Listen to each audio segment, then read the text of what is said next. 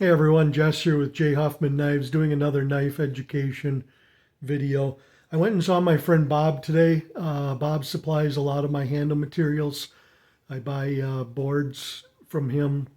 He also finds me burls every once in a while. But he's a furniture maker, but he is also runs a business of selling figured hardwoods, and he gets some of the most gorgeous stuff out there. So kind of brings up a topic that some people they see something but they're not quite sure what it's called, and that is chatoyance. And I will explain what chatoyance is. It's generally noticed in woods, but I've seen it show up in other materials. Most for me, G3 has a certain chatoyant um, aspect to it, but mostly you're talking about woods when you talk about chatoyance. And what chatoyance is the appearance of the figure actually moving. You can see the curl in here and how it appears to kind of move as you move the block of wood. It looks as if it's ridged, and if you moved your finger along it, it would bump, but it isn't. It's perfectly smooth. This piece was only sanded to about 180 and then put some oil on it. It's already got some nice chatoyance. The king of chatoyance is koa, and this is just one of my blocks of koa that I got from Kieran.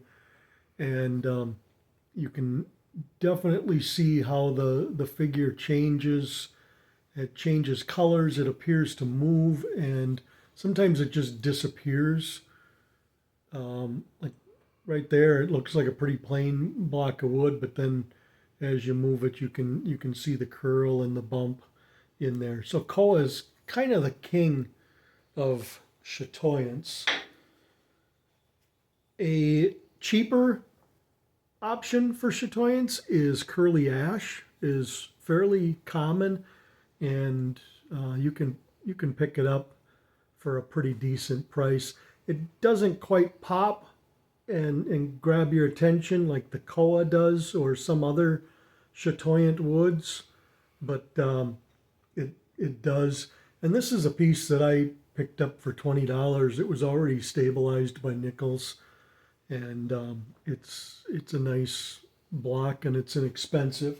Has a little bit of chatoyance. So this right here is black ash burl, and I just got this out because it is absolutely gorgeous figure, but there's no chatoyance. And a lot of times in burl, you're not going to get chatoyance. You might get it a little bit in some oak burl that has some wave in it.